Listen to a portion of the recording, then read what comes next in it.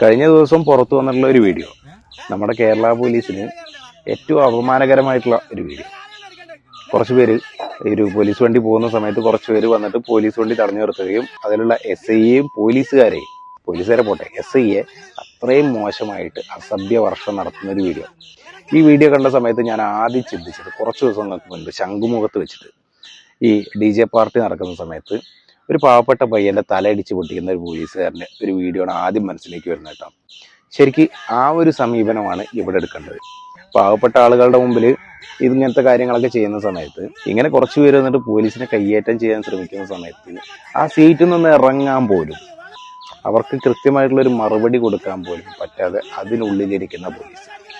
രണ്ടും രണ്ട് ധ്രുവങ്ങളാണല്ലേ. സാധാരണക്കാരനാണെന്നുണ്ടെങ്കിൽ ഇവരൊക്കെ ചിലപ്പോൾ അടിച്ച് തലവണ്ട പൊട്ടിച്ചിട്ടുണ്ടാവും. ഇവർക്കെതിരെ എന്തുകൊണ്ട് പോലീസുകാർ ഒന്നും ചെയ്തില്ല എന്നുള്ളതാണ് നമ്മുടെ ചോദ്യം. സത്യം പറഞ്ഞാൽ ഇതുപോലുള്ള പ്രശ്നങ്ങളൊക്കെ വരുമ്പോഴാണ് പോലീസിൽ ആക്കിയെടുക്കേണ്ടത്. അല്ലാതെ പാവപ്പെട്ട മനുഷ്യർ അവരുടെ ജീവിത പ്രശ്നങ്ങൾക്കിടയിൽ കുറച്ച് സമയം അങ്ങോട്ട് കൂടെ ഒന്ന് എൻജോയ് ചെയ്യാൻ വേണ്ടി ഇറങ്ങുന്ന സമയത്തല്ല അവരുടെ തലമണ്ടടിച്ച് പൊട്ടിക്കേണ്ടത്.